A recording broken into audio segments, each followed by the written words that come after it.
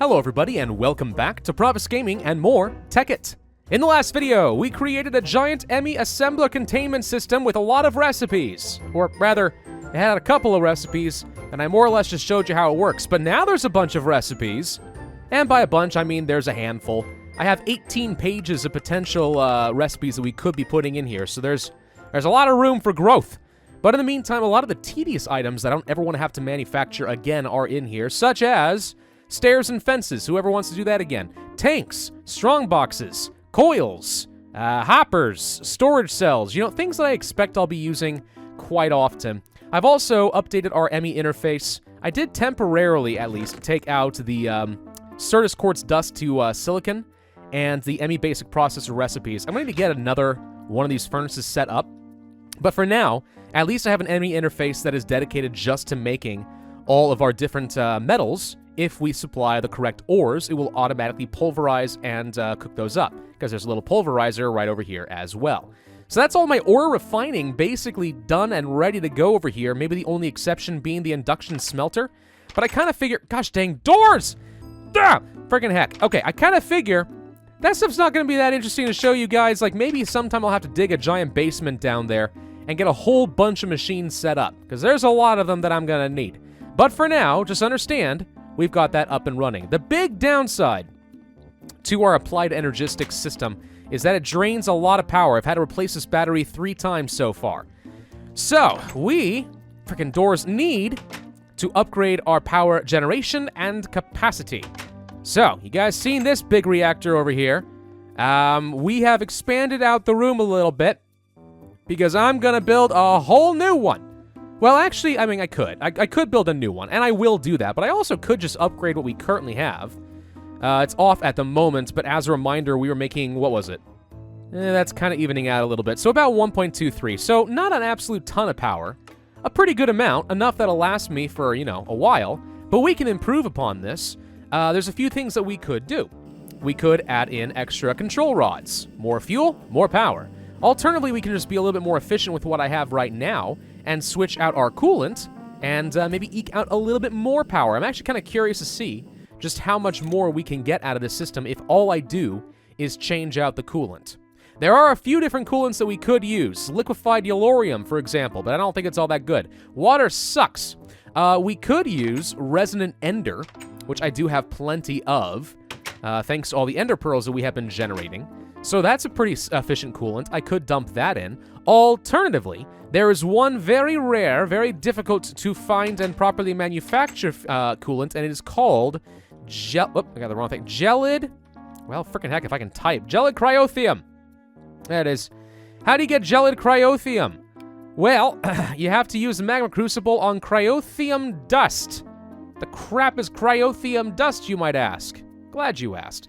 It is manufactured using blizz powder, niter, snowballs, and redstone. What is blizz powder? Why, of course, it is simply broken down blizz rods. What the heck is a blizz rod, you might ask? Well, basically, a blizz is a blaze, but it's ice.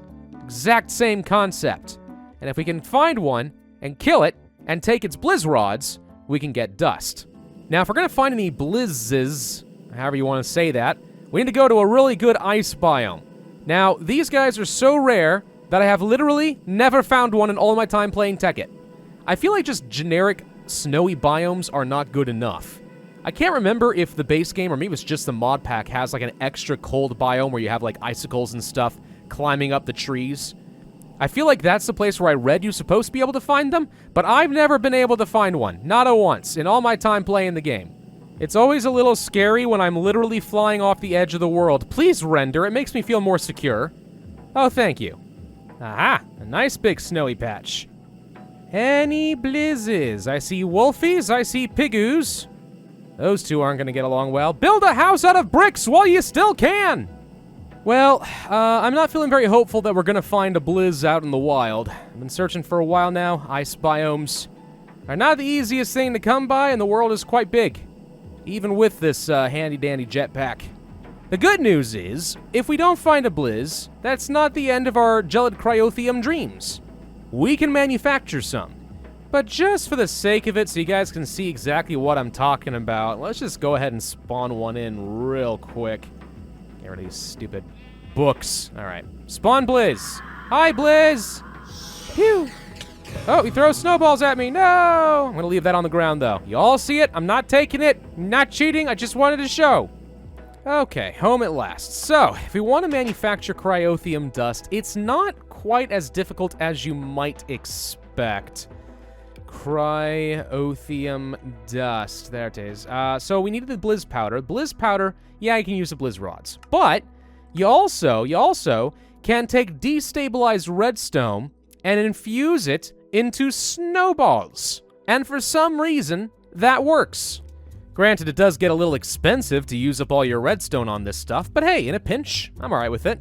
Now, we want to get snowballs, and I think I do actually have some, but there are other things that we can do to manufacture snowballs if, for whatever reason, you can't find any snowy biomes at all.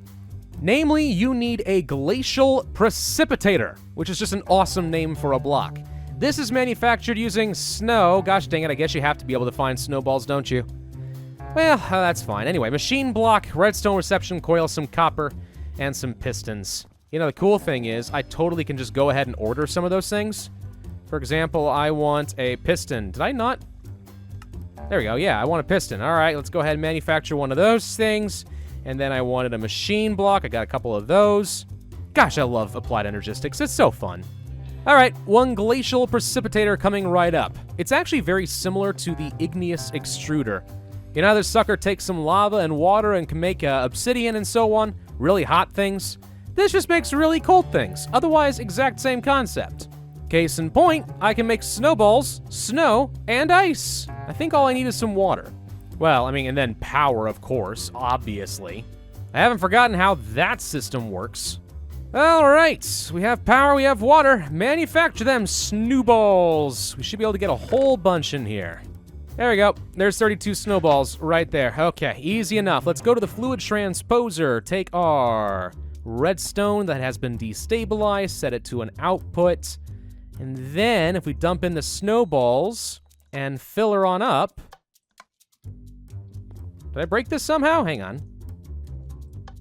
Oh, that's why. Okay, anyway, there we go. Stabilized redstone. Let's create that Cryotheum dust. Boom. Sorry, Blizz powder. Then let's create that Cryotheum dust. And you know something? In order to save myself some time in the future, I'm just gonna go ahead and create a recipe for this because that's super duper fast and convenient. Boom. Cryotheum dust. Of course, now I need to go to my magma crucible, don't I? So let's go ahead and take our resonant ender, dump that somewhere else, empty tank, place up over here, and then Cryotheum dust, let's liquefy. Looks like you get about 100 millibuckets for each one. Wow, we are gonna need a lot of this stuff, aren't we? And then boom, boom, boom, boom, boom. Grab all of the gelid Cryotheum, because we're gonna replace all the destabilized redstone in my generator. And now for the fun part. In goes the gelid Cryotheum. Now here's something kind of interesting that I didn't realize. You know how water and destabilized redstone and literally every other liquid, like you place a block right here, it just flows down and it stays there as a source block? Gelid Cryotheum sinks down to the bottom, which I was unaware of, and that would imply to me, oh god, it's so cold, get me out. That would imply to me that we need a heck of a lot of gelid Cryotheum to make this work. Oh gosh, this is gonna get way more expensive than I thought. Still doable though. Obviously this just gets really, really expensive if you're going for a very big tank.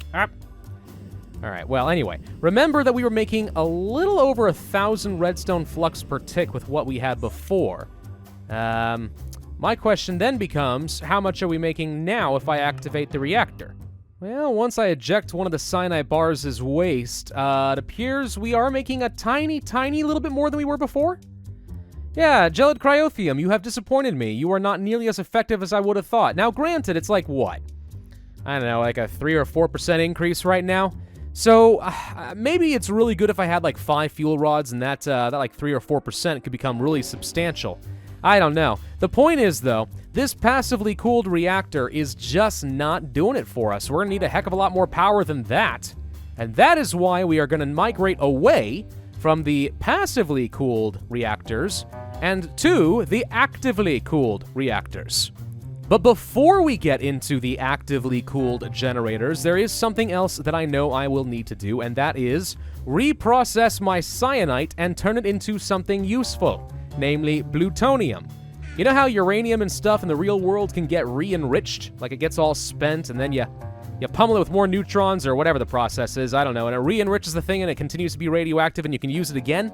Same basic concept. Once yellorium is spent, it becomes cyanite, and we can take the cyanite and turn it into plutonium using the cyanite reprocessor machine. This requires some pistons, reactor casings, yellorium fuel rods, and so on. It's not too hard to make, fortunately, but we are going to need power and water to make it work. So I'm going to go ahead and dump an aqueous accumulator right here. And with a block of water on both sides, it should be able to produce whatever I'm looking for. And again, this thing does not require power. Then I'm going to replace the cyanite reprocessor, let's say right over here or something. And I got another power tap in our other reactor, so let's go ahead and hook this thing up. Oh, cool. I didn't realize that big reactors allowed for the same configuration setup as thermal expansion. That's kind of nice. Anyway, we have water, we have energy. Now we throw in the cyanite, and it should start making plutonium for us. For some reason, the little progress bar does not seem to actually work the way I expected it to, but it's definitely doing its thing. It's taking 2 cyanite ingots, 1 bucket of water, and 1,000 redstone flux, and creating 1 plutonium ingot as a result. Now, what was the point of that nonsense, you might ask? What's good is plutonium? Well, for one, it's more efficient with our resources because we're actually taking the waste and turning it into something kind of useful. You know? Saving the planet, no nuclear waste and all that nonsense. I mean, let's be honest, I don't care about saving the planet, but it makes for a very good marketing slogan. Anyway, but also because we are going to need it for a few recipes. And by a bunch of recipes, I think I mean, like, one, but it's an important one, so we have to do it. Anyway, so now we need to make a bunch of turbine parts. Now, you guys have already seen how to make reactor parts, right? We had our reactor casings, our glass, our controller, power taps, so on and so forth. The second half to the big reactors mod is the turbine. For that, we need turbine housing and glass and controllers and power ports and so on.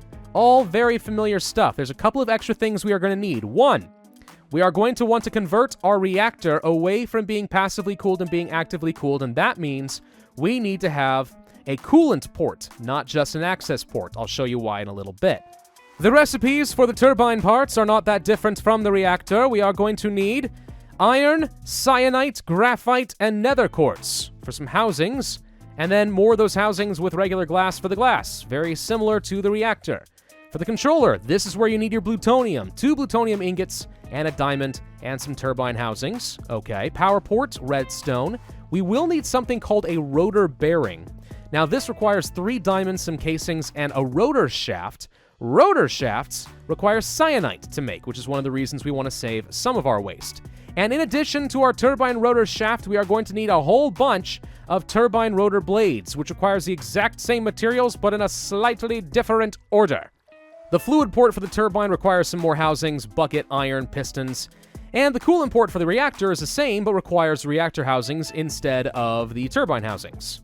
Now, I have taken the liberty of creating recipes for every single one of these parts, or at least the ones I expect to be manufacturing the most of, especially the casings and stuff, because we're going to need a lot of them, and I don't want to have to sit here and manufacture them all the old-fashioned way, because I am now lazy.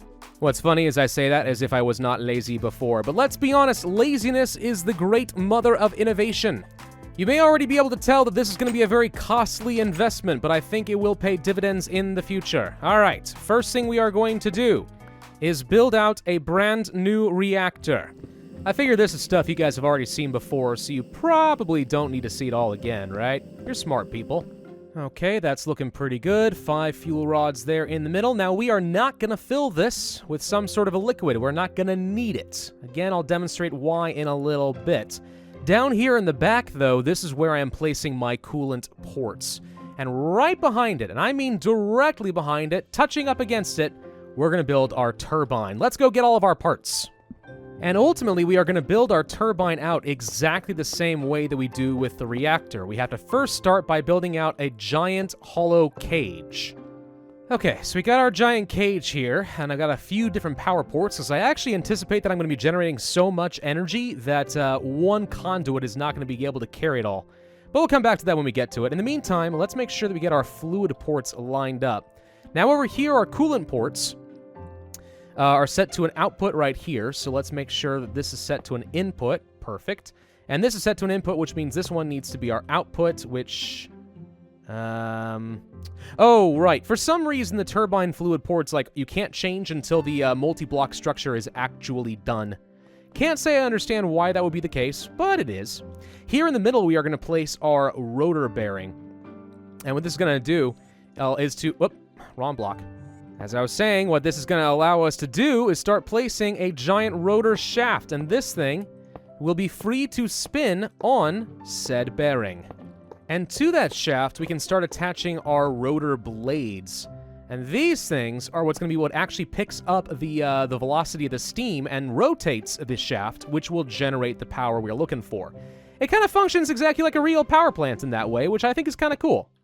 Now, if you've actually seen real power plants, then you do know that simply rotating a shaft around isn't going to generate electricity. No, we need this rotating shaft to sit inside of a coil, which will spur the creation, or not creation, I guess, but the movement and excitement of the electrons within the system, and then it gets turned into electricity. It's a complicated process, and I can't say I'm a complete expert on it, but I do know that we are going to need a coil. Now, we can build a coil out of almost any metal. Copper, tin, whatever, it'll work, but some metals are obviously more effective than others. Gold is a good classic example of a material that has easily excited electrons inside of it. We could do that. The most effective material that we can use, and the one I'm going to try to use, is Inderium, which, if you guys remember, requires that shiny dust stuff. We need Inderium ingots, which requires the Inderium blend, which requires the shiny metal and resonant ender buckets. Now, fortunately, I did spend some time in the nether finding and gathering up more shiny metal, but considering I need 9 Inderium ingots for every single block, and I need, let's see, 1, 2, 3, 4, 5, 6, 7, 8 times 3, 24 of those blocks. It's a lot. I have enough, but it is expensive. And yes, it did take me many, many hours to get all that. Seriously, the stuff I go through in order to provide videos for you guys. My life is non-existent during a Minecraft series. It's not even a joke. Anyway, all right. So we're going to build our coil right around the shaft, just like this. I'm going to leave a space open for the fans because I do believe that it affects drag, technically, which reduces our overall efficiency. The more coils you have, the more power you can generate with every turn of the turbine. But if I made it all coil and not enough fans, we wouldn't build up any meaningful amount of RPM, which means we would not generate much electricity anyway because it wouldn't be spinning very fast. There's a delicate balance, and the optimization that's possible in the Big Reactors mod is actually kind of fun. Anyway, let's go ahead and close this sucker up and see if it creates our multi-block structure. Oh, this is hilarious. Machine is too large. It must be at most 16 blocks? What? Since when? Oh, this is an earlier version of the mod. You can make them way bigger than this. There we go. Okay, apparently that is the right size. Well, excuse me. Okay, now I'm just going to cover up my reactor, and now this thing is done, which means we should only need to input some fuel. Oh, and also some water. Okay, there we go. I think we are finally ready to start explaining why I just built this thing. I'm keenly aware that I just spent the last, 30 minutes of my life building this thing out, and I haven't even told you why we're doing it this way. So let me show you a key difference, okay? This is a passively cooled generator. There's already a liquid in here. It is constantly cooling the fuel rod, and this is what the menu screen looks like. If, however, we don't have that fuel in here and add in those coolant ports I showed you before, that changes the entire block to a actively cooled reactor, which you can see here has a couple of extra bars, namely water and steam. What's going to happen here is you're not going to see it all happen, but what's going to happen is water is going to be placed in the generator. We're going to turn it on. It's going to heat the water up and can create steam. The steam is going to be transported out of the reactor and into the turbine. The steam will spin the turbine, which generates the power. That steam will then coalesce back into water and flow back into the reactor, at least ideally. Now, it is entirely possible to build a reactor and then have a turbine further away, not directly connecting to it, and just ferry the water and the steam between the two using fluid ducts. However, in my experience, fluid ducts have a limited capacity for how much steam and water they can carry, and it's not fast enough to keep both machines running. However, if you hook them up directly and skip the tubing entirely, then the steam and the water is able to freely flow between the two with no interruptions, no bottlenecks, at a 1-to-1 ratio, which means ideally, this reactor will never run out of water. If we had some space between the two, and the water couldn't flow in here fast enough, and the steam couldn't flow out fast enough, then what would happen is we'd be burning through our water and creating more steam than we're putting into the machine. And I'd have to hook up, I'm not even kidding, like 12 to 20 aqueous accumulators to pump enough water into this thing to keep it running. Huge pain in the butt. That is why I skipped that entirely and just built them next to each other so we can skip that. And now with our energy cells hooked up to the turbine, we are finally ready to turn this sucker on. Let's go to the reactor and activate! Alright, it's going to get hot very quickly, and there goes the steam. The water is being drained out of my tank. We're just going to need a little bit to get us started. But there's all of the steam right there. Now, if I go turn on the turbine, it should automatically input the steam and start to spin. Activate. Well, I mean, it became all weird and transparent. That is a lot of steam. Oh, wait. Okay, it's sort of slowly starting to move. It's building up speed, but verily slowly. I'm actually a little concerned we may have messed this up, because this water should not be building up in the turbine. It should immediately be feeding back into the reactor, which is why we keep running out of water here. Seems like I might have messed something up. Let's deactivate this thing. Now, granted, it's like, I don't know, 5,000 degrees Celsius in here, but I'm not going to get burned if I step inside, right? I don't think so. Let's just make sure we got all of our inputs and outputs hooked up correctly, because that's an easy thing to mess up, and it kind of ruins everything. Oh, yep, there's the issue. This thing reset back to an input, which is not what I wanted. Can you be an output, please? Thank you. That's an input. That's an output. Are we clear on that point? Yes. Okay, good. Switch that there. It helps to know that red goes to red and blue goes to blue, basically. Switch that to an output. Okay. Oh, that's much better. Okay, so the reactor and the turbine are both on, and you can see that my reserve tank is not draining out, which means my water is staying nice and full, and we're still putting out a good amount of steam. Oh, there we go. So the water and the steam are now converting back and forth in a 1-to-1 ratio, and now we're going to start building up revolutions per minute. Already, though, you can see we are generating far more power than we were with the passively cooled reactor. Now, part of that's because it's so darn large, right? A passively cooled reactor with 5 fuel rods can still generate an absolute ton of power. But if my calculations are correct, this thing should eventually start putting out about 20,000 RF per tick, which is really good. Now, this little meter right here is the rotor speed, which is gradually building up. There are a couple of ideal ranges where we have the optimal speed of the rotor to generate the most power, namely somewhere around 900 or 1800. You don't necessarily want to go in between those two, you know, it's like you get up to 900 and that's maximum peak efficiency, and then it starts to get worse for a little bit. And then get closer to 1800 and it's suddenly super max peak efficiency, and if you go higher than that, you start losing power. If you go faster than that, which some people have tried to do, or at least in older versions of the mod pack, you weren't punished for it. But nowadays, if you go over 1800 or over 2000 and keep it there for a while, your entire turbine might explode, which obviously is not optimal.